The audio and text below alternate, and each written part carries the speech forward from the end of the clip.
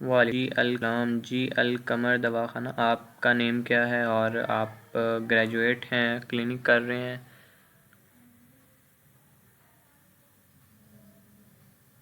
सब अपना short introduction लिख दें, मैसेजिंग पे लिख दें, माइक ओपन करके करवा दें, जैसे मर्ज़ी। बाकी तब तक इंशाल्लाह मैक्सिमम लोग ज्वाइन कर लेते हैं। फाजिल हुसैन और कौन मेरे पास शो हो रहा है?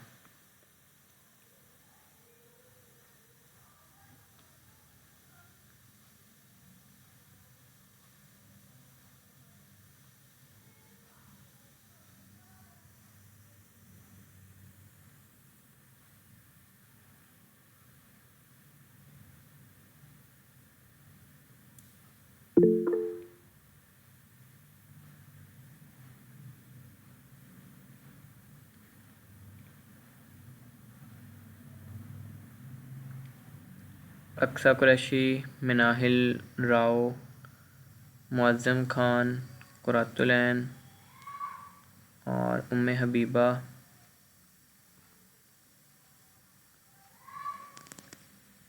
ठीक है, आप ग्रेजुएट हैं। Zakia Shah from Balochistan university of Quetta. Quratulain fourth, prof Ayubi. Okay, that good.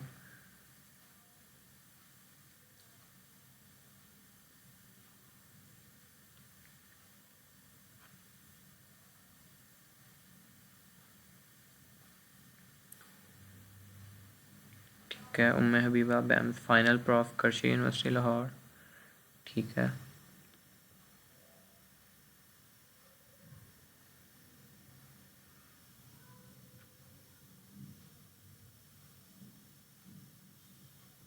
आप में से आप में से आप में से यहाँ पे एफटीजे वाले कितने हैं? अपना हैंड रेज कर लें या माइक ओपन करके बता दें या मैसेज पे बता दें। ठीक है, और टीजे से टीजे से टीजे से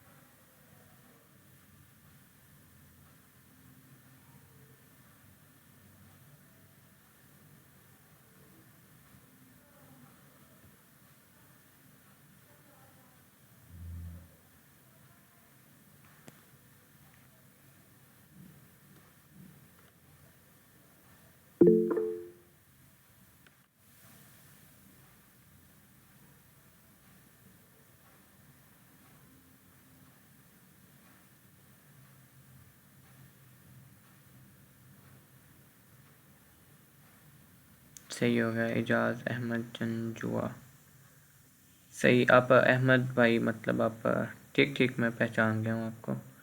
और बाकी एफटीजे से यहाँ पे कौन है? खाली बताएं ताकि हम फिर उस लिहाज से शुरू करें ना।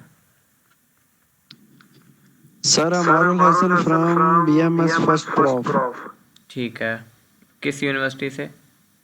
Islamia university sir, Bahawalpur. ठीक है।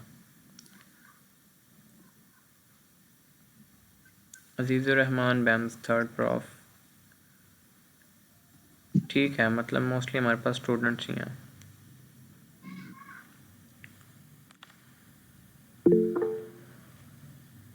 Ejaz Hussain fourth prof आयूबी।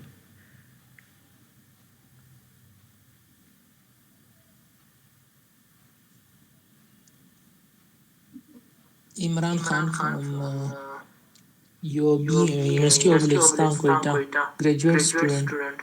ठीक हो गया, आजकल आओ ठीक हो गया, ठीक हो गया।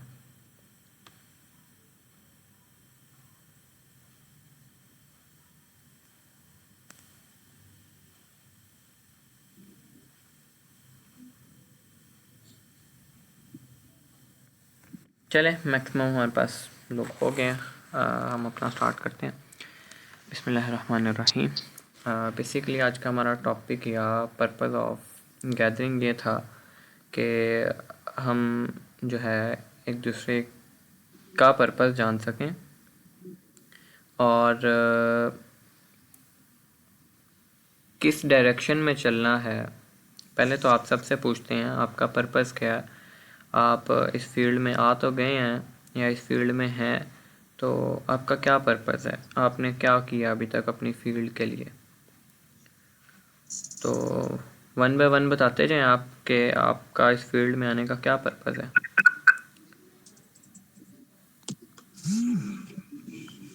अच्छा, तो सबसे पहले जो अगर मैं कहूँ, हमने क्या किया यूनिवर्सिटी ऑफ बलूचिस्तान में स्टूडेंट के लिए और अपनी फील्ड के लिए थर्ड ईयर से हमें मुश्किलात का सामना करना पड़ा। उस वक्त हमें तकलीफ उठानी पड़ी जब हम हॉस्टल में।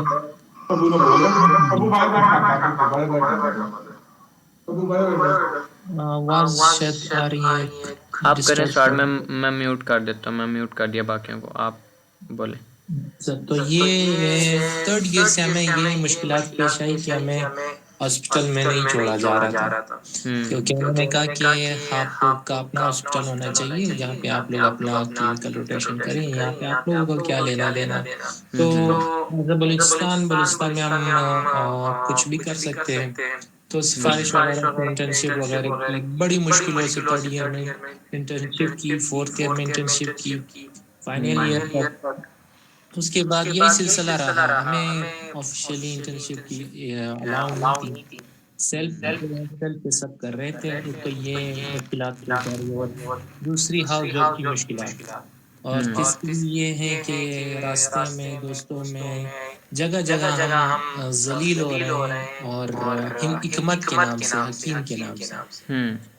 और थर्ड थर्ड ये है कि जो हमारे पास एडमिशन के क्राइटेरिया वगैरह, ये बहुत ही, जो हमारे पास प्रोफेशनल टीचर्स होते हैं वो अवेलेबल ना होना, ये तीन मेजर मसले थे। और फोर्थ तो ये है कि ग्रुप्स बने हुए हैं, इतने ग्रुप्स बने हुए हैं कि जिससे गाइड लें वो आपको कुछ और डायरेक्शन बताते हैं, और जिनसे भी आप बात करें वो कहते हैं आप कुछ हिकमत है, कुछ कहते हैं आप एलोपैथिक है, कुछ कहते हैं आप मॉडर्न मेडिसिन है, कुछ कहते हैं ईस्टर्न मेडिसिन।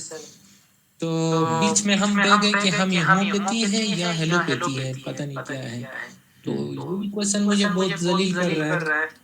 और अभी मैं कहूँ क्या कहूँ, अपने आप को डॉक्टर कहूँ या हकीम कहूँ। अगर हकीम कहूँगा तो पढ़ा कुछ क्या है, और हिकमत की डिग्री मिलेगी, तो इसके बहुत सारे आपको भी पता होंगे, बहुत सारी चीजें हैं हम फेस कर रहे हैं और फेस करते रहेंगे।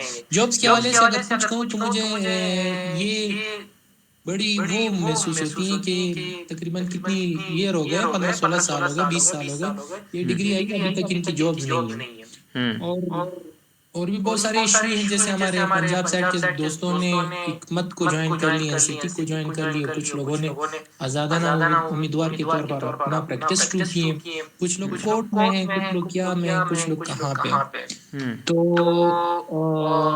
ये कहना है कि एज अ बलूचिस्तान हमें बहुत सारी चीजें हमें नहीं पता। तो अब बताएं आपका पर्पस क्या है। ये तो सारी आप प्रॉब्लम्स बता रहे हैं, आपका पर्पस क्या है, किस चीज के लिए ईस्टर्न मेडिसिन ज्वाइन करने का पर्पस क्या है। पर्पस ये है कि एक तो अपनी जॉब्स हो, दूसरा ये कि एज अ मेडिकल प्रैक्टिशनर अपना काम कर, बस यही दो मकसद है। ये मकसद है। ठीक है, चलें आपको आपका इसको एड्रेस करते हैं। जी अमारुल हसन, आप बताएं। सर भाई ने बहुत अच्छी बात की है। बेसिकली ये बहुत अच्छी फील्ड है, माशाल्लाह बहुत अच्छी फील्ड है। इसे सबसे पहले बहुत अच्छे तरीके से मुतारफ करवाया गया। और दूसरी बात ये है कि सर ये हम इसके अंदर नेचुरल तरीके से इसका इलाज कर सकते हैं, मरीजों को बहुत अच्छे तरीके से फेस कर सकते हैं। लोग हमसे मशवरा करते हैं यार आप हकीम हैं, ये एमबीबीएस के सब्जेक्ट साथ क्यों पढ़ते हैं, ये आपको तो हकीम ही समझा जाएगा, जो मर्जी है। ये एक बकवास ही डिग्री है। लोग बहुत बहुत यानी सर बहुत बहुत बहुत सवालात क्वेश्चनिंग करते हैं इस मामले में। और जी वो तो ठीक है, बस आप इन शॉर्ट अपना क्वेश्चन बताएं और पर्पस बताएं बस। सर हमारा पर्पस ये है कि सर इसमें काफ़ी सी डिफ़िकल्टीज आ जाती हैं कि अगर कोई फिजियोलॉजी का सब्जेक्ट है ना, हम्म वो हम सर अगर कुछ क्वेश्चनिंग करते हैं हमसे, वो बेसिकली कैसे इसे करेक्ट किया जाए या कैसे इसे पढ़ा जाए, कैसे स्टडी किया जाए। अगर कोई क्वेश्चनिंग कोई मैडम वगैरह कोई टॉपिक दे देती है, उसकी आगे दिन प्रेजेंटेशन करनी है, वो किस तरह प्रेजेंटेशन की जाए, वो सर थोड़ा सा काइंडली इंफॉर्मेशन दे सकते हैं आप? ठीक है। और बस सर यही क्वेश्चन था, आप दे सकते हैं तो सर मेहरबानी होगी आपकी। ठीक है, चलें ले लिया आपका क्वेश्चन, इंशाल्लाह सबको इकट्ठा एड्रेस करते हैं। अंजिश फातिमा,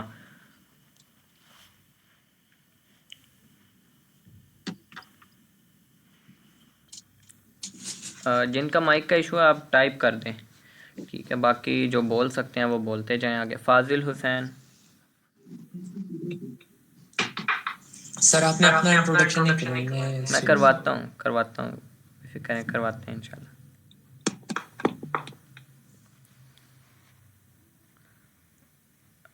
जी हामिद, आप। अस्सलाम वालेकुम। वालेकुम अस्सलाम।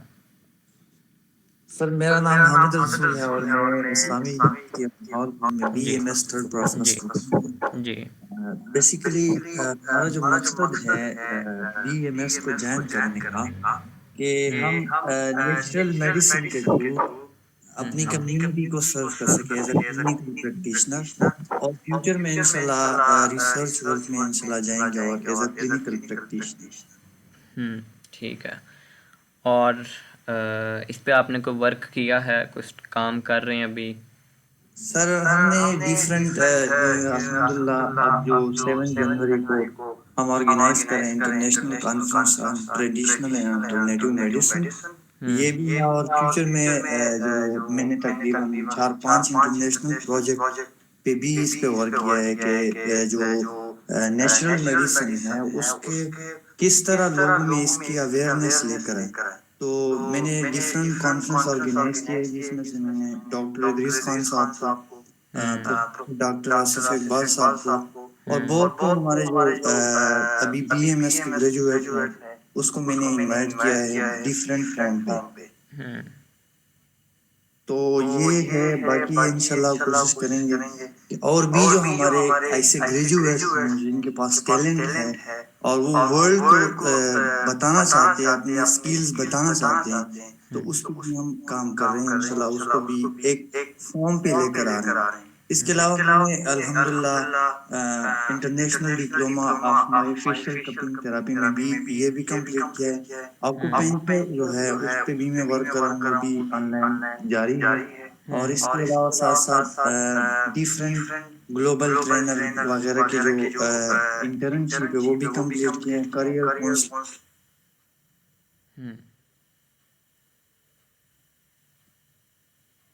इस हवाले से भी मैंने चूज किया था कि फ्यूचर में बीएमएस में अगर मैंने कुछ काम करना है अपने बीएमएस के लिए, तो वो भी मेरे लिए आसान है।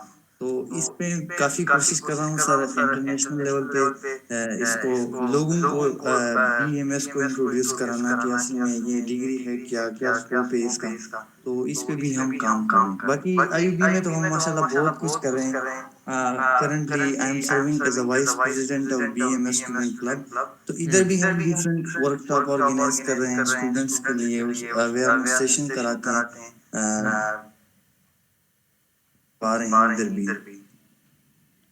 ठीक है, नाइस टू हियर। और क्वेश्चन, और आपके ख्याल में क्या प्रॉब्लम्स, क्या चैलेंजेस हैं इस फील्ड को?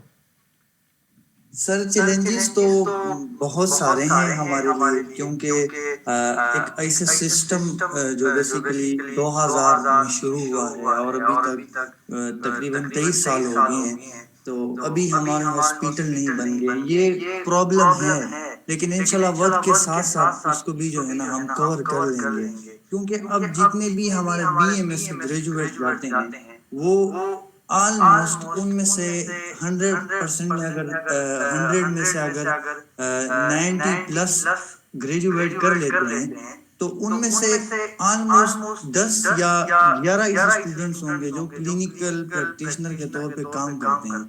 तो बाद में हम कहते हैं कि यार बीएमएस का हमारा स्कोप नहीं है, वो नहीं है। तो अब अगर आपकी डिग्री ही एक क्लिनिकल प्रैक्टिशनर के लिए है और आप क्लिनिकल प्रैक्टिस नहीं कर रहे हैं तो आप दुनिया आपको किस तरह एक्सेप्ट करेगी? तो प्रॉब्लम हमने अपने लिए खुद क्रिएट की। अब सर आप हैं, अगर आप इतने माशाल्लाह आपने एक्यूपंक्चर, हिजामा, कितने सारे आपने ये चीजें कंप्लीट की हैं।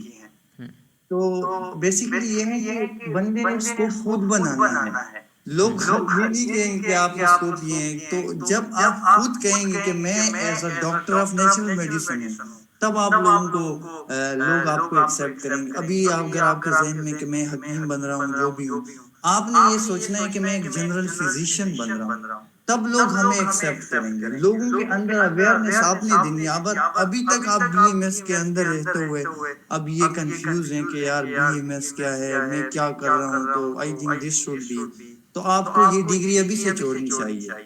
तो प्रॉब्लम बहुत सारे हैं और हमें ऐसे स्टूडेंट्स मिलते हैं जो ये बताते हैं कि यार बीएमएस का स्कोप नहीं है। तो मैं अल्हम्दुलिल्लाह एमबीबीएस से 0.5 पे रह गया था। तो भाई ने कहा कि आपने क्या करना है? मैंने कहा मैंने एक ऐसा फील्ड चूज करना है जो अभी तक केपीके के में किसी ने भी नहीं किया। तो फिर मैंने बीएमएस को चूज किया, मैंने सर्च किया खुद अपने आप को देखकर कि मतलब चलो जॉब नहीं है, इंशाल्लाह फ्यूचर में आएंगे।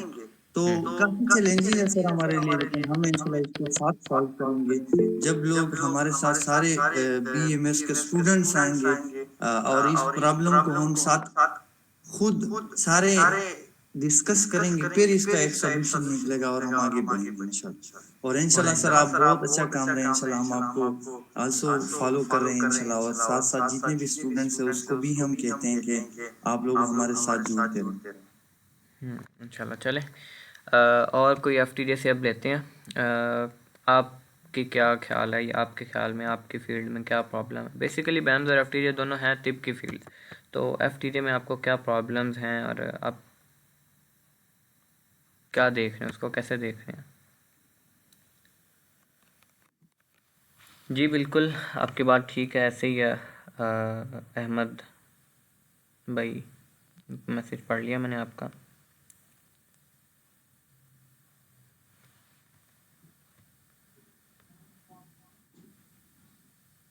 और कोई एफटीजे से है यहाँ पे?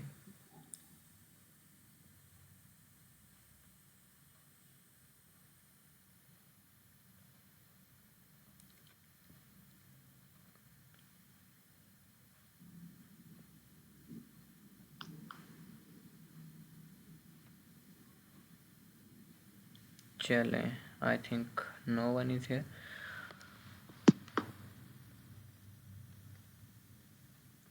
चलें अब मैं स्टार्ट करता हूँ मैं अपना इंट्रोडक्शन तो इंशाल्लाह एंड पे करवाता हूँ सर आपको डिटेल से। अभी जो मेन हमारा टॉपिक है उस पर आते हैं।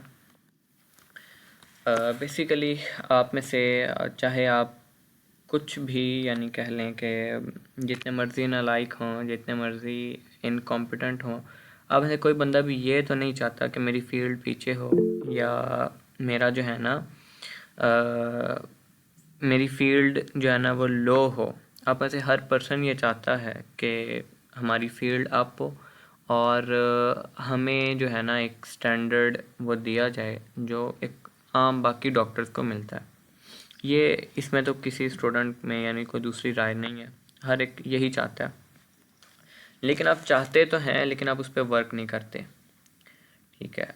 तो जब आप वर्किंग स्टार्ट करेंगे तब ही बात बनेगी। अब वर्किंग कैसे स्टार्ट करनी है, जस्ट उस बात पे डायरेक्ट आते हैं। वर्किंग ऐसे स्टार्ट करनी है, सबसे पहले तो आप में से अभी तक आप ग्रेजुएट्स भी हैं और हमीद आप भी मुझे बता रहे हैं आपके पास स्टैट्स क्या हैं। मतलब ये कि आपके पास वर्क कितना है। लाइक आप बता रहे हैं ये बहुत अच्छी बात है इंटरनेशनल कॉन्फ्रेंसेस करवाना और सारा कुछ, लेकिन उसका बाकी आम स्टूडेंट्स को क्या फ़ायदा हो रहा है? उससे स्टूडेंट्स प्रैक्टिकली कितना इनेबल हो रहे हैं, आपने इस चीज़ को फोकस करना है। अब मैं कुछ आपके साथ अगर स्टार्ट शेयर करूं तो आपको पता है कि इस टाइम पे आप अगर इंडस्ट्रियल डिफरेंस देखें हर्बल मेडिसिन का और साथ एलोपैथिक मेडिसिन का, तो ये ज़मीन आसमान डिफरेंस जितना है। आपसे वो 10 गुना ज़्यादा आगे हैं इन टर्म ऑफ फाइनेंशियली भी, यानी वो आपको फाइनेंशियली भी लीड कर रहे हैं। दूसरा ये कि रिसर्च के लिहाज से भी। और अगर आप देखें ना, हर्बल मेडिसिन की जो कंपनीज़ हैं वो मैक्सिमम भी पाकिस्तान में, अगर आप जो मैंने रिकॉर्ड वगैरह देखा है, ढूंढा है, मुझे 200-250 मिली हैं। ठीक है, अब वो 200-250 में से भी 5 या 10 डोमिनेंट हैं, बाकी सारी लोकल हैं, उनका किसी को पता ही नहीं है। लेकिन एलोपैथिक की जो फार्मास्यूटिकल इंडस्ट्रीज़ हैं, 700 कंपनीज़ ऐसी हैं जो इंटरनेशनल है, और वो 700 की कंपनीज़ पाकिस्तानी रजिस्टर्ड कंपनीज़ हैं। तो अब डिफरेंस देखें कितना बड़ा है। ठीक है, दूसरी चीज़ कि आपकी स्ट्रेंथ में और उनकी स्ट्रेंथ में ज़मीन आसमान का फ़र्क है। उनके अगर आप देखें उनकी वेबसाइट पे जाएं, आज ही आपने जाना है पीएमडीसी की वेबसाइट पे, उनके करंटली इस टाइम पे 2 लाख तकरीबन 47-48 हज़ार प्रैक्टिशनर्स प्रैक्टिस कर रहे हैं करंटली, जो रजिस्टर्ड हैं। और बाकी जो रजिस्टर्ड नहीं हैं या इधर उधर हैं, वो उनका हिसाब, यानी जो उनकी कौंसल से रजिस्टर्ड हैं, जिनका रिकॉर्ड मौजूद है, वो कम अज़ कम यानी अराउंड अबाउट 2.5 लाख हैं। लेकिन आप देखें आपकी तादाद क्या है प्रैक्टिशनर्स की, आपकी तादाद 1000 भी नहीं है। तो 1000 का और 2.5 लाख का कोई मुकाबला बनता ही नहीं है। और दूसरा ये कि आप एफटीजे को, अगर एफटीजे और बैम्स दोनों को मिला के भी देखें, आपकी तादाद मैक्सिमम भी 10-20 हज़ार से ज़्यादा नहीं क्रॉस करेगी। ठीक है, बाकी अताई तो बहुत ज़्यादा बैठे हैं हकीमों में, लेकिन अगर आप जनरल सही वाले फिजिशियंस की बात करें एफटीजे बैम्स मिला के, तो ये 10,000 से ज़्यादा नहीं होंगे। तो अब आप देखें 10,000 और 2 लाख का, 2.5 लाख का कोई कंपैरिजन किसी सूरत बनता ही नहीं है। अगर आप इंडस्ट्रियल डिफरेंस देखें तो आपकी हर्बल इंडस्ट्रीज़ की जो नेटवर्थ है वो फॉर एग्जांपल $1 बिलियन है, तो जो एलोपैथिक कंपनीज़ हैं उनकी $10 बिलियन है। इतना ज़्यादा डिफरेंस है। फिर रिसर्च की बात करें तो आपकी कोई प्रोडक्ट न्यू नहीं आती। आपकी जितनी इंडस्ट्रीज़ हैं वो सारी की सारी आपकी ट्रेडिशनल जो फार्मूलेशंस हैं, नुस्खे हैं, कराबा दीनी, बस उन्हीं को लेके चल रहे हैं, और वो भी गलत लेके चल रहे हैं। आपकी कोई कंपनी ऐसी नहीं है जो टेम्परामेंट के, आपके बेसिक फ़िलासफ़ी के अकॉर्डिंग मेडिसिन बनाती हो। लेकिन एलोपैथिक की बात करें तो आए रोज़ उनका कोई ना कोई न्यू प्रोडक्ट आया होता है रिसर्च बेस्ड। तो पहली बात तो ये कि आप अपने माइंड से निकाल दें कि आप मुकाबले में हैं। आप मुकाबले करने वाली कंडीशन में ही नहीं है अभी। ठीक है, एफटीजे एंड बीएमएस दोनों आप अभी कंडीशन में नहीं है कि आप मुकाबले पे आएँ। ठीक है, फिर दूसरी चीज़ ये कि अगर आप स्टूडेंट्स की स्ट्रेंथ देखें तो उनके कम से कम 12-15 हज़ार बच्चा सालाना होता है। ठीक है, गवर्नमेंट प्राइवेट मिला के। और आपके पास कितना बच्चा होता है? आपके पास 1000 बच्चा भी बैम्स का नहीं होता, 500 मुश्किल से होता है। और एफटीजे का अगर मिला लें तो मैक्सिमम शायद 2000-3000 तक पहुंच जाए बात। लेकिन आप स्टूडेंट वाइज भी उनसे बहुत पीछे हैं, आप एजुकेशन वाइज भी उनसे बहुत पीछे हैं, आप हर मैदान में उनसे बहुत पीछे हैं। और दूसरी चीज़ ये कि मैंने देखा है, आपकी बातें भी सुनी हैं, तो आपका माइंडसेट ही बहुत अपने तक है ना। उनकी फील्ड आप देखें ना तो उनमें से कोई बंदा भी अपने तक नहीं है। ठीक है, काइंडली जिनकी वीडियो ऑन है आप अपनी वीडियो ऑफ कर लें, डॉक्टर राव सज्जाद। तो बेसिकली आपका विजन, आपका पर्पस आपके पास है ही नहीं। अभी आप जितने स्टूडेंट्स से पूछेंगे किसी को उसका पर्पस पता ही नहीं है। आप से पूछें, आप पर्पस बता रहे हैं क्लिनिक करना, रियली ये आपका पर्पस है? आप बता रहे हैं जॉब लेना, ये आपका पर्पस है? मतलब कि यार पर्पस इतना छोटा पर्पस है कि यार बस क्लिनिक करना, क्लिनिक करके क्या करोगे? मतलब सोसाइटी में क्या कर लोगे? क्या आप चेंज लेके आओगे। ठीक है, ये एक चीज़ है, लेकिन ये पर्पस तो नहीं होना चाहिए ना। पर्पस क्या होना चाहिए उस पर भी बात करते हैं। तो पहली चीज़ जो आपने माइंड से निकालनी है वो कंपटीशन है, कि आपका और उनका कोई कंपटीशन नहीं है। दूसरी एक और चीज़ रह गई कि अब देखें MBBS में जितने स्टूडेंट्स आ रहे हैं या BDS में आ रहे हैं या बाकी मेडिकल प्रोफेशन में आ रहे हैं, वो एक हाईली टफ एक कंपेटिटिव एग्ज़ाम दे के आते हैं उस फील्ड में, MCAT दे के आते हैं। और जितने आते हैं ना, सबको पता होता है कि मैं बड़ी मुश्किल से यहाँ पे पहुँचा हूँ, अब मैंने इस फील्ड में क्या करना है, क्लिनिक करना ही करना है। ठीक है, और बाकी उनके IQ लेवल और बाकी हर लिहाज से वो आपसे सुपीरियर ही होते हैं। लेकिन BAMS का क्या क्राइटेरिया, आप में से कितने बच्चे MCAT करके BAMS में आते हैं? FTJ का क्या क्राइटेरिया, कि वहाँ पे कौन सा ऐसा एग्ज़ाम है जो एडमिशन से पहले लिया जाता है? तो ये बहुत सारी आप में कमियां हैं, खामियां हैं। दूसरा ये कि उनके स्टूडेंट्स, उनके टीचर, उनके सारे टीचर आपको जो भी उनके प्रैक्टिकल सब्जेक्ट्स के हैं वो सारे वो होंगे जो सर्जन होंगे, क्लिनिकल कर रहे होंगे, उनके किसी भी मेडिकल कॉलेज में चल जाए। लेकिन आपके पास कितने प्रैक्टिकल टीचर्स हैं? अगर टीचर ही नहीं है, आपके रेगुलर क्लासेस ही नहीं हैं, आप किसी भी लिहाज से मुकाबले की कंडीशन में नहीं है। और दूसरी चीज़, आप जॉब स्ट्रक्चर की बात करते हैं। अब जॉब स्ट्रक्चर मैंने आपको बताया कि 2.5 लाख बंदा MBBS का इस टाइम पे प्रैक्टिस कर रहा है। अब क्या 2.5 लाख को जॉब मिली हुई है? ऐसा नहीं है। उन 2.5 लाख में से आपको पता है हर सरकारी हॉस्पिटल में या प्राइवेट में अगर मैक्सिमम भी आप सीट्स निकाल लें, मैं बहुत ज़्यादा बता रहा हूँ कि आपके पास सालाना 1000 सीट्स मैक्सिमम, सालाना पूरे साल में गवर्नमेंट, प्राइवेट और बाकी जॉब्स मिला के मैक्सिमम होंगी। लेकिन ये 1000 है। बाकी के जो 2,49,000 लोग हैं, वो क्या जॉब के आसरे पे हैं? नहीं, वो जॉब के आसरे पे नहीं है, वो अपना क्लिनिक करते हैं। तो जॉब तो स्ट्रक्चर आप भूल जाएं, जब आपकी तादाद ही यार 20,000 भी नहीं है। लाख हो, 2 लाख हो, 3 लाख हो, तो आप किसी पॉपुलेशन में भी आते हैं। आपकी कोई पॉपुलेशन नहीं है, आपकी कोई स्ट्रेंथ नहीं है, तो आपके लिए क्या जॉब स्ट्रक्चर बनाया जाएगा? ठीक है, FTJ के लिए तो फिर एक सीट आ जाती है, तो BAMS वाले तो कोई तादाद के लिहाज से ज़ीरो हैं, तो आपके लिए क्या जॉब स्ट्रक्चर बनाएंगे वो? ठीक है, आपके लिए क्या? फिर अगर आप हॉस्पिटल्स की बात करें तो उनके हॉस्पिटल्स कितने हैं उनके पास?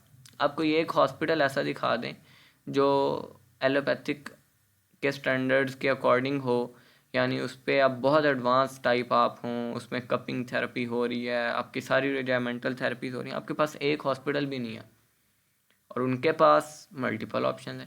तो पहले तो आप शीशा देखें ना कि आप किस लेवल पे खड़े हैं और वो किस लेवल पे खड़े हैं। और दूसरा ये कि उनके स्टूडेंट्स का और अपना लेवल मैच करें।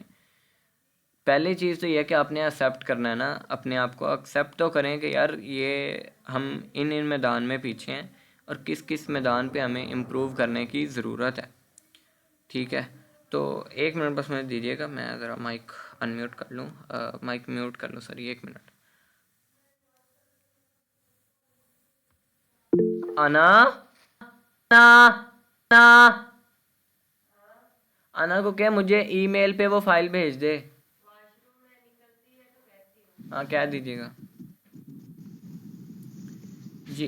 तो ये बात कर रहे थे कि अभी तो आप सबसे पहले तो स्टार्ट देखें ना। दूसरा ये कि यार आप चाहे 5,000 भी हैं total strength for example BAMS की, तो अगर 5,000 के 5,000 में से एक्टिव हों सारे, तो फिर भी आप एक चेंज ला सकते हैं।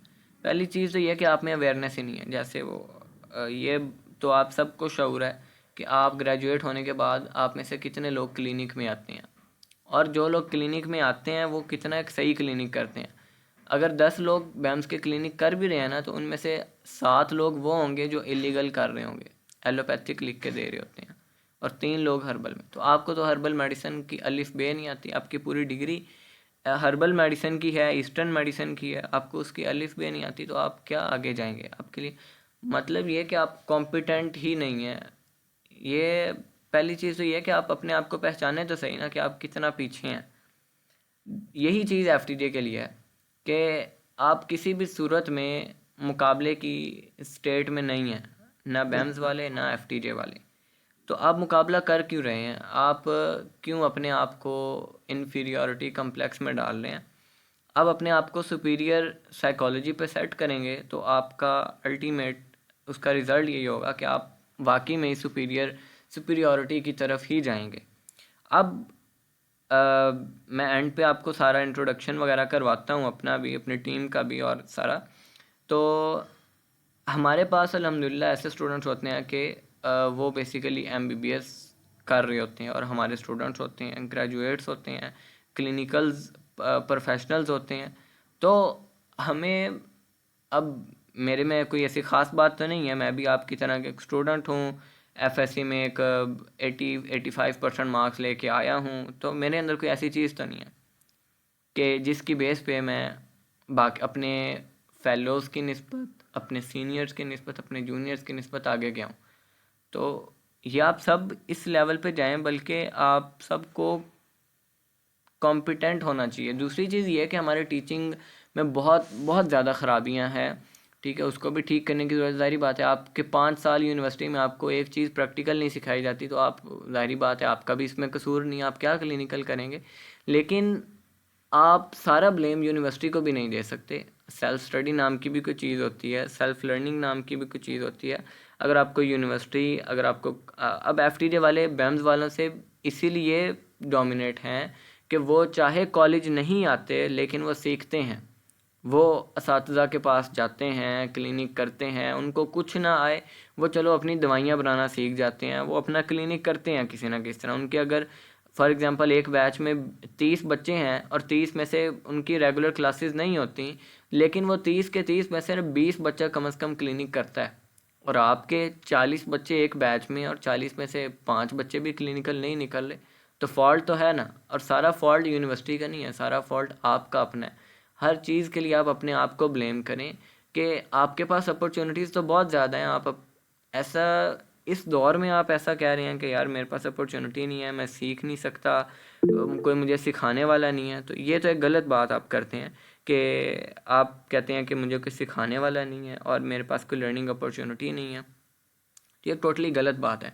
आप क्यों एलोपैथिक सीखना चाहते हैं? आप हर्बल आती है आपको, आपकी जो फील्ड हर्बल की है, आपको हर्बल जब नहीं आती, आप एलोपैथिक सीख के क्या करेंगे?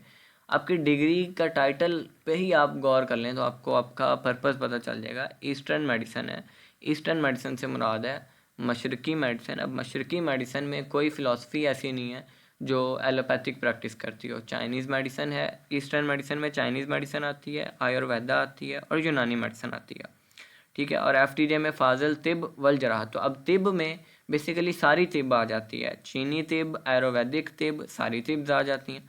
तो बेसिकली जब आपके सिस्टम में ही नहीं है, आपकी डिग्री में ही नहीं है एलोपैथिक, तो आप क्या करेंगे एलोपैथिक सीख के? दूसरी चीज़, आपको डॉक्टर कहलवाने का शौक़ है, मतलब आप इसी प्राउड में इस फील्ड में आए हैं कि आपके साथ डॉक्टर लगेगा, तो आप डॉक्टर लगवा के क्या कर लेंगे, क्या मार्का मार लेंगे? मतलब या तो कि आप डॉक्टर का टाइटल लगवा के बहुत अच्छा आप क्लिनिक कर रहे हैं, आप बहुत अच्छे एक फिजिशियन हैं, तो आपको खुद, मतलब आप यार, मैं आपको गारंटी देता हूँ, आप अच्छे फिजिशियन बने, क्लिनिक खोलें, आप अपने नेम के साथ कुछ भी ना लिखें, ना डॉक्टर, ना हकीम, ना तबीब, आपको डॉक्टर खुद कहते हैं लोग, तो आपका टाइटल तो आपका मैटर ही नहीं करता, आपके स्किल्स मैटर करते हैं। अब बेसिकली ये मैं क्यों सारा वो फ्रेमवर्क बना रहा हूँ, क्यों आपके सामने स्टार्ट रख रहा हूँ, कि आप सबसे पहले तो ये चीज़ देखें कि आप अपने माइंड को ठीक करें कि आप यार कंपटीशन की स्टेज पे नहीं हैं, आपका किसी से मुकाबला नहीं है, आपका अपने आप से मुकाबला है। आप अपने आप में आगे जाएं, ना कि आप दूसरों को देखें कि यार उनके पास जॉब स्ट्रक्चर है। आप बताएं आपके तकरीबन कितनी डिग्रीज़ हैं जिनके बाद आपको जॉब मिलती है? जितनी भी BS की डिग्रीज़ हैं उनके पास क्या ऑप्शन है टीचिंग के अलावा? ठीक है, तो आपके पास यार फिर मल्टीपल ऑप्शंस हैं, उसमें सारे 1 बाय 1 करके बताता हूँ। पहला सबसे बड़ा आपका स्कोप ही, आप क्लिनिक कर सकते हैं। क्लिनिक उसी बेस पे करेंगे कि अगर आपने सीखा होगा।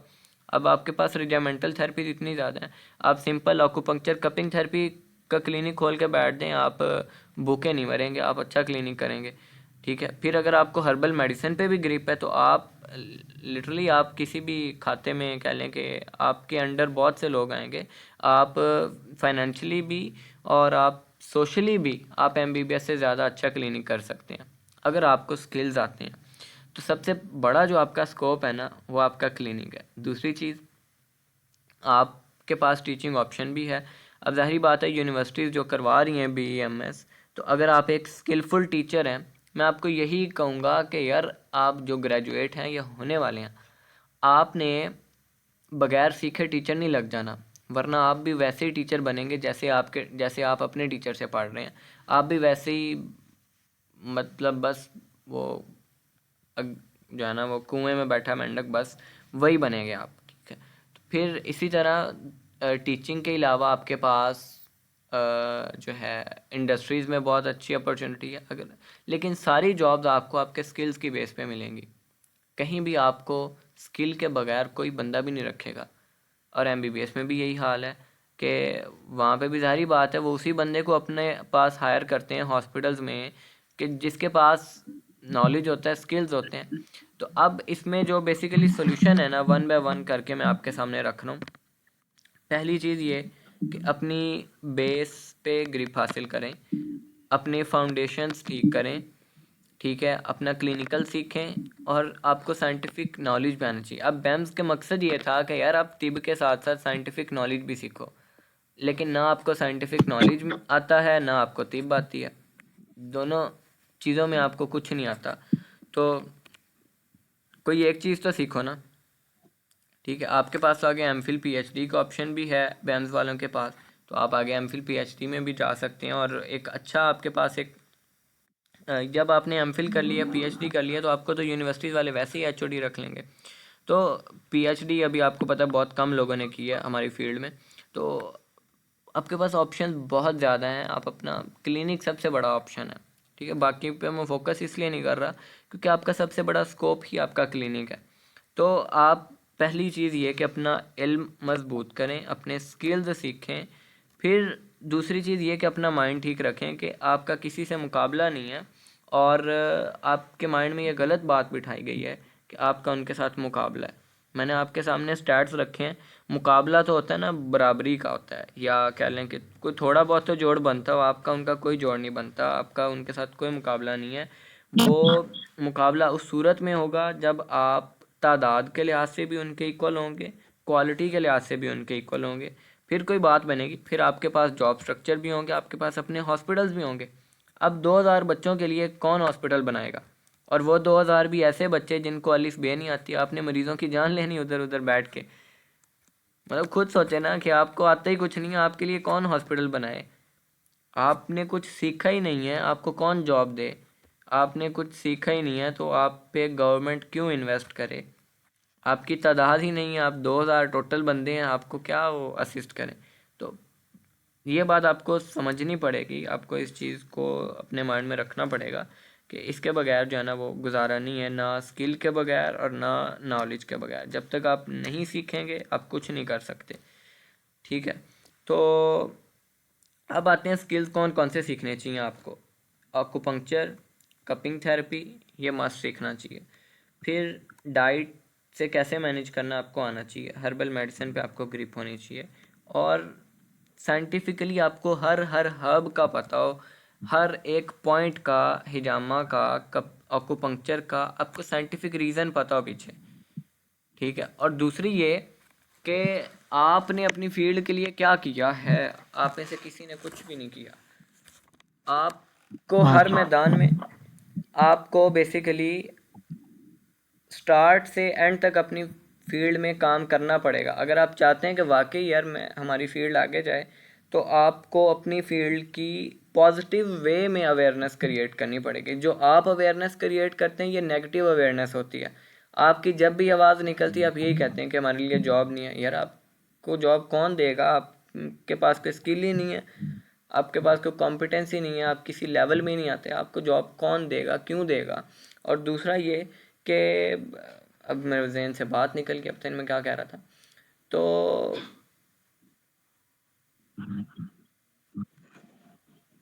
अब मैं माइक म्यूट करता हूँ, ये 1 मिनट काइंडली आप खुद अपने माइक म्यूट कर लेना जो जिनका भी ऑन है। तो बात क्या चल रही थी, मेरे माइंड से स्किप हो गई है यार। हाँ, कि आपको कौन से जी जी आ गया मुझे याद। तो मैं आपको बता रहा था कि आप वाकई में चाहते हैं कि आपकी फील्ड में कुछ हो, तो सबसे पहले तो यार अपने नंबर्स बढ़ाएं ना। और नंबर्स, खाली नंबर्स नहीं बढ़ाएं। आपको पता है कि आपकी ढेरों एसोसिएशंस बनी हुई हैं, FTJ तिब में भी और BEMS में भी, दोनों में ढेरों एसोसिएशंस हैं, लेकिन वो कर क्या रही हैं? मुझे यही समझ नहीं आता कि आप कर क्या रहे हैं। आपके पास स्टूडेंट स्ट्रेंथ, फॉर एग्जांपल आपके पास कम अज़ कम भी सालाना इनटेक BEMS की कम अज़ कम 2000 तो होनी चाहिए। ये मिनिमम रेशो बता रहा हूँ आपको। और मैक्सिमम जो है ज़ाहिरी बात है कम अज़ कम 6000 तो हो, MBBS का हाफ तो हो, लेकिन आप तो क्या कहते हैं चौथा हिस्सा भी नहीं बनते उनका स्ट्रेंथ वाइज। और दूसरा ये कि स्ट्रेंथ में भी चले आपके पास जितनी भी स्ट्रेंथ है, पहली चीज़ तो ये है कि आप में से हर स्टूडेंट को काम करना चाहिए कि मैं अपनी फील्ड में ज़्यादा से ज़्यादा बंदे लेके आऊँ, ठीक है। दूसरी चीज़ ये कि अब बंदे नहीं आ रहे तो आप जो बंदे पहले से फील्ड में मौजूद हैं उनको बंदा बना लें, उनमें अवेयरनेस क्रिएट करें, उनको सीखने की तरफ लेके आएँ। लेकिन आप उस साइड पे भी नहीं आ रहे, तो आपको इन प्लेटफॉर्म पे वर्क करना पड़ेगा, आपको ख़ुद भी सीखना पड़ेगा, दूसरों को भी सिखाना पड़ेगा, ताकि आप में से अगर अभी तक आप मुझे कोई एक बंदे का नेम बता दें जो BEMS का हो और पाकिस्तान में एक अच्छे फिजिशियन के तौर पे जाना जाता हो, ठीक है, कोई भी नहीं है। लेकिन आपको तबीब बहुत मिल जाएंगे ऐसे, FTJ में बहुत ऐसे मिल जाएंगे, तो आपसे तो बेहतर है फिर कि उन्हें ना इंग्लिश आती है ना वो आता है, लेकिन वो फिर भी आपसे बेहतर है, बेहतर कंडीशन में है, बेसिकली उनकी रिकॉग्निशन तो है ना। तो आप अपनी फील्ड में ये काम तो करें ना, एक तो नंबर्स बढ़ाएं, अवेयरनेस क्रिएट करें, दूसरा ये कि क्वालिटी पे वर्क करें। और फिर जब क्वालिटी पे वर्क करेंगे तो आपको ये सारी अभी बातें नहीं कर रहा, मैं आपको प्रैक्टिकली दिखाऊंगा कि आपका कितना स्कोप है। और एक मिनट मैं जस्ट जो है Gmail भी साथ ओपन कर लूँ। जब आप बढ़ेगा बढ़ेगा बढ़ेगा बढ़ेगा बढ़ेगा बढ़ेगा बढ़ेगा बढ़ेगा बढ़ेगा बढ़ेगा बढ़ेगा बढ़ेगा बढ़ेगा बढ़ेगा बढ़ेगा, जब तक आप के हज़ी वाला बच्चा के हज़ी वाला बच्चा के हज़ी वाला बच्चा के हज़ी वाला बच्चा के 1000 में से 500 बच्चा सालाना आपका क्लिनिकल नहीं निकल रहा, तो आप तब तक कुछ नहीं कर सकते, ठीक है। दूसरी चीज़ ये कि अब आते हैं कि आप कैसे सीखें, स्टार्ट कहाँ से लें। तो उसके लिए सारी बात है, कोई यूनिवर्सिटी आपको कपिंग थेरेपी, अभी IUB ने वैसे पोस्ट ग्रेजुएट डिप्लोमा स्टार्ट करवाई है, बाकी तो अभी कोई यूनिवर्सिटी नहीं करवा रही उस तरह से, तो आप आफ्टर BEMS उधर से कर लें, ठीक है, पोस्ट ग्रेजुएट डिप्लोमा। या आपके पास यार बहुत सारे तबीब ऐसे हैं जो आपको सिखाएंगे, फ्री ऑफ कॉस्ट सिखाएंगे, तो आप उनके पास जाएं, कपिंग सीखें। पहली चीज़ सीखने वाली चीज़ों में पहली चीज़ जो आपके पास है वो कपिंग थेरेपी है। फिर ईस्टर्न मेडिसिन की जितनी भी टेक्निक्स हैं उनमें वेनेसेक्शन है, लीच थेरेपी है, वो आप सीखें। फिर आपके पास जो हर्बल मेडिसिन है उस पर ग्रिप हासिल करें। अब ये कैसे सीखना है, किताबें पढ़ के सीखो, एक्सपोजर में जाओ, प्रैक्टिकल में जाओ। अगर आपको नहीं यूनिवर्सिटी सिखा रही तो यूनिवर्सिटी को तो ब्लेम ना करें, उन्होंने तो आपको डिग्री दे देनी है, ठीक है। आपने बेसिकली खुद सीखना है। आप बताएं कि आप जितने भी BEMS के बैठे हैं आपको कितनी तिब की किताबें आती हैं, ठीक है, आपको एक भी नहीं आती होगी। कि आपसे मैं पूछूं ना, आप मुझे सर दर्द का मुकम्मल इलाज बता दें हर्बल में, यहाँ पे कोई BEMS का ऐसा बच्चा नहीं होगा जो मुझे सर दर्द का इलाज बता दे। तो आपका जब लेवल ये है तो मतलब आपको सीखना पड़ेगा ना, तो सीखने की तरफ आएँ और उसमें आप बुक्स पढ़ें, अपनी बेसिक्स जो आपकी बुक्स हैं उनको पढ़ें, जिनमें अल कानून फिल तिब है। ये मैं कुछ बुक्स रेकमेंड कर रहा हूँ कि आप उन बुक्स को पढ़ें। अल कानून फिल तिब है। फिर जो मॉडर्न मेडिसिन में हर्बल की हैं, इंसाइक्लोपीडिया ऑफ हर्बल मेडिसिन है, और बहुत वर्क हुआ है इस पर। तो आप सर्च करें, अभी आफ्टर दिस कॉन्फ्रेंस आप गूगल पे सर्च कर लें कि मुझे बुक्स चाहिए लेटेस्ट नॉलेज की और हर्बल मेडिसिन फ़िलासफ़ी बेस्ड हो, तो आपको ढेरों बुक्स मिल जाएंगी, ठीक है। तो अब बुक्स पढ़ें।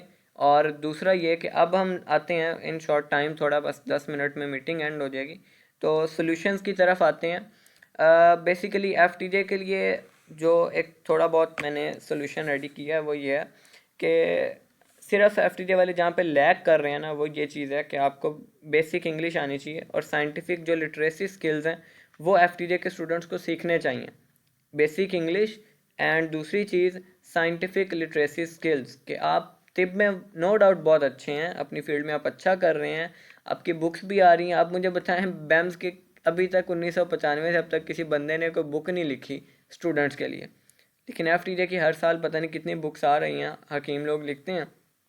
लेकिन ये चीज़ आपको सीखनी पड़ेगी अगर आपने compete करना है, आपने इंटरनेशनली रिकॉग्निशन लेनी है, आपको बेसिक इंग्लिश भी सीखनी पड़ेगी, साइंटिफिक लिटरेसी स्किल्स भी सीखना पड़ेंगे। दूसरा ये कि आप प्रैक्टिकल वर्कशॉप्स, फील्ड ट्रिप्स बच्चों के लेके जाया करें। एफटीजे ये जितने भी आगे वीडियो वगैरह देखेंगे जो ऑफिशियल्स बंदे हैं, तो आपको इस चीज़ पे फोकस करना चाहिए। प्रैक्टिकल आप अपने स्टूडेंट्स का एक्सपोजर बढ़ाएं, ठीक है। दूसरी चीज़ ये कि जैसे मैंने बताया कि एफटीजे में रेगुलर क्लासेस का इशू होता है, लेकिन उस्ताद और शागिर्द का एक अच्छा ताल्लुक होता है कि स्टूडेंट चाहे क्लासेस ना ले, लेकिन वो किसी ना किसी उस्ताद के पास ज़रूर जा रहा होता है जहाँ से वो सीख रहा होता है। तो ये एक अच्छी चीज़ है। और दूसरा ये कि आप के जितने भी हिस्टोरिकल रिकॉर्ड्स हैं आप उनको अपना सेव रखें, उनको आगे लेके आएँ, उन पर वर्क करें, उनको बढ़ाएं, ठीक है। ये नहीं कि आप अभी तक उन पर लगे रहें। अब मैं अगर आपको बताऊं, आपसे पूछूं कि कोई एफटीजे का बंदा यहाँ पे है, तो आप मुझे बताओ कि अखलाक को आप मॉडर्न साइंस से कैसे साबित करेंगे। आप में से कोई भी ऐसा नहीं है जो मॉडर्न साइंस उसको सही डिफ़ाइन कर सके। आपके साइंटिफिक के साथ जब कंसेप्ट मिक्स होंगे, आपका अपना कंसेप्ट ही ख़राब हो जाएगा। तो बेसिकली ये ज़रूरत है आपको सीखने की और अपने नॉलेज को अपडेट करने की। और तीसरी ये कि आप जो है वो जो गैप है आपका और बीएमएस स्टूडेंट्स का, वो आप क्लोज़ करें, उनको करीब लेके आएँ कि इससे एक बेहतर लर्निंग होगी। अब अपने स्टूडेंट्स बेसिकली लर्निंग तब स्टार्ट होती है जब आपको पता चल जाए ना। इल्म बेसिकली कहते ही अपनी ला इल्मी के जानने को है। जब आपको ये पता चल गया कि आपको क्या कुछ नहीं आता, फिर आप उसको सीखना शुरू करेंगे ना। लेकिन जब आपको ये पता ही नहीं है कि आपने क्या सीखना है, आपको क्या नहीं आता, तो आप क्या सीखेंगे फिर। तो जब आप डिबेट्स कल्चर खोलेंगे, जब आप लर्निंग कल्चर खोलेंगे, तो आप देखेंगे कैसे अगले 3-4 साल में कितना बड़ा चेंज आ जाएगा। और बैम्स स्टूडेंट्स को क्या चाहिए कि आप जो क्लिनिकल स्किल्स हैं लाजमी सीखें, हर एक बच्चा सीखे। जब तक आप ये नहीं सीखेंगे आप कुछ नहीं कर सकेंगे। और दूसरा ये कि आप अपना एक्सपोजर बढ़ाएं, नेशनली भी इंटरनेशनली भी, और रिसर्च प्रोजेक्ट्स में जाएं। और बाकी ये कि कोलैबोरेशन के साथ चलें। ये नहीं कि मुकाबले में आप बहुत सारी कंडीशंस ऐसी हैं जो एमबीबीएस ही डील कर सकते हैं, उसको आप डील ही नहीं कर सकते।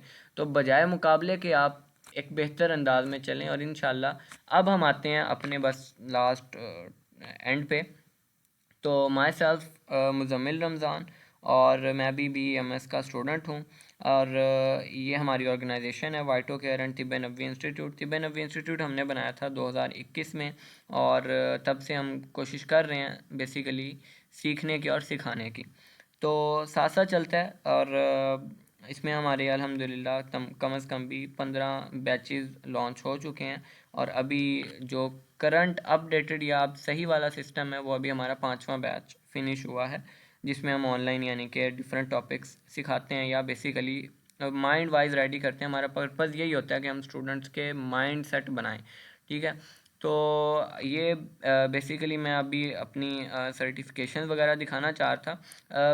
ये शो ऑफ के लिए नहीं है, ये बेसिकली उन लोगों के लिए है। अभी ना बेसिकली मैं थोड़ा प्रैक्टिकली अब आ गया हूँ मैदान में, कि अब हम वर्कशॉप वगैरह भी करवा रहे हैं, और अब हम बहुत सारे लोगों के साथ मिल जुल रहे हैं। तो आपके फील्ड में ये बहुत बड़ा मसला है कि आपके टीचर्स ही आपको सपोर्ट नहीं करेंगे। जब आप आगे जाएंगे, आप उनसे थोड़ा सा आगे निकलने की कोशिश करेंगे, तो आपके टीचर ही आपको पीछे खींचने की कोशिश करते हैं। तो और आप पे तरह तरह की यानी कि वो टर्म्स लगती हैं। तो ये बेसिकली यूट्यूब पे हमने वीडियो अपलोड करनी रिकॉर्ड करके, तो ये जितने भी जिनको है कि मेरे पास क्या है, तो ये उनके लिए है कि यार मेरे पास ये कुछ है। सबसे पहले ये मेरा इंटर्नशिप सर्टिफिकेट है 1 साल का बहावल शे तिब्बी क्लिनिक और कपिंग थेरेपी सेंटर का। इसमें मैंने कपिंग थेरेपी सीखी थी, डाइट थेरेपी और टेम्परामेंटल इवैल्यूएशन। ये मेरे एक उस्ताद हैं और इनसे मैंने बहुत कुछ सीखा। फिर दूसरा ये मेरे पास है नेशनल सर्टिफिकेशन कमीशन है, ऑक्यूपंक्चर और ओरिएंटल मेडिसिन का, यूके और जितनी भी वेस्टर्न कंट्रीज़ हैं ये कौंसल उन्हें रेगुलेट करती है। जिस तरह पाकिस्तान में नेशनल काउंसिल फॉर तिब है जो रेगुलेट करती है एफटीजे और बीएमएस को, इसी तरह ये काउंसिल है जो यूके, फ्लोरिडा, कनाडा, इन कंट्रीज़ में ये रेगुलेट करती है। तो ये उनकी तरफ से मुझे प्रोफेशनल डेवलपमेंट का एक कोर्स की वेरिफिकेशन मिली थी कि मैंने उनके जो बेसिक फ़िलासफ़ी है वो सीखी हुई है। ठीक है, ये यूके, कनाडा और फ्लोरिडा। फिर ये यूनिवर्सिटी ऑफ डर्बी है, एक टॉप यूनिवर्सिटी है, और इनका भी बेसिकली मैंने साइकोलॉजी का कोर्स किया था डिप्रेशन के एक टॉपिक पे, और ये भी प्रोफेशनल कोर्स है। सी आपके वो डेवलपमेंट में आपके वो डेवलपमेंट में आपके वो डेवलपमेंट में आपके वो डेवलपमेंट में आपके वो काउंट होते हैं।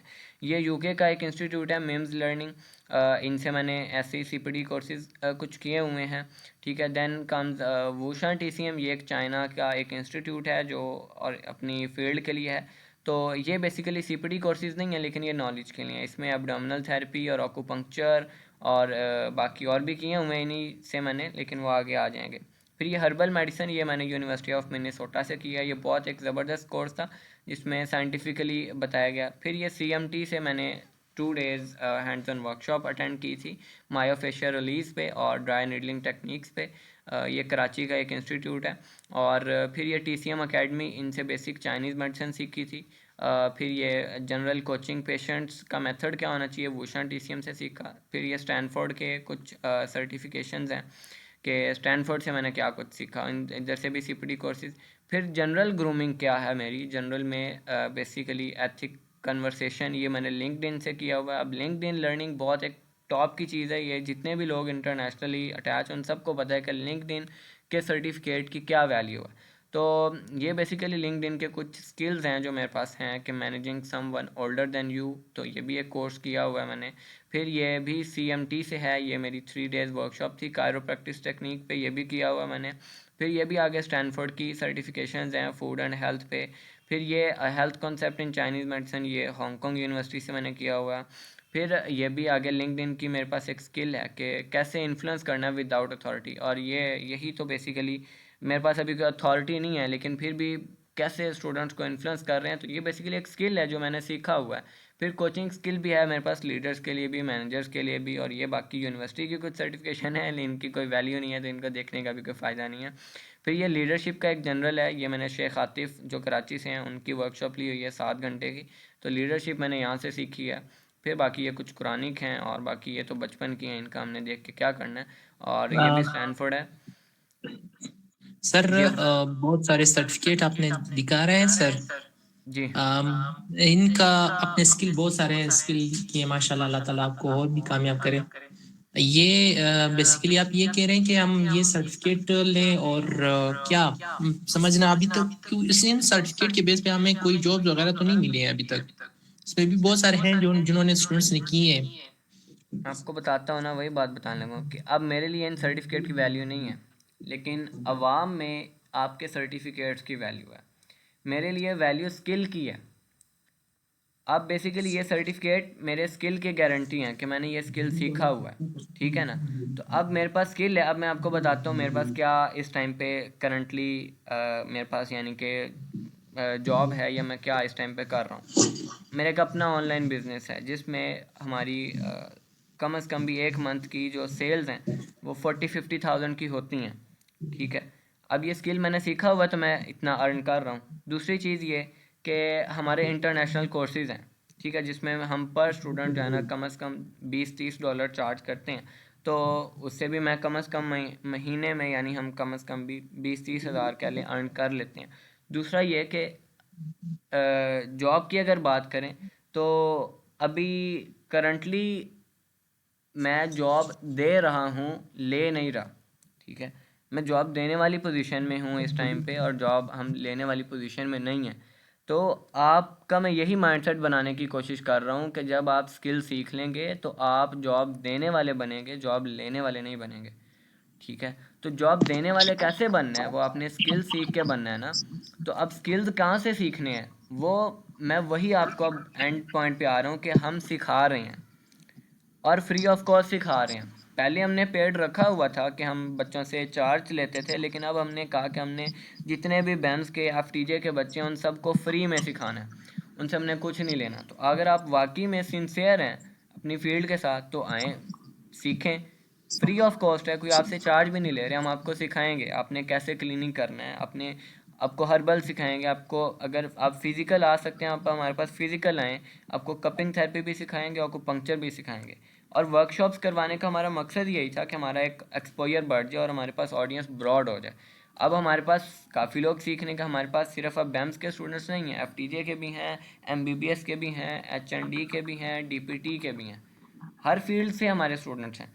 तो मैं आपको ये कह रहा हूँ कि आप अपना पहले चीज़ माइंडसेट क्लियर करें, दूसरी चीज़ ये कि आप स्किल सीखें, ठीक है, और अपने इन्फीरियॉरिटी कम्प्लेक्स से बाहर आएँ।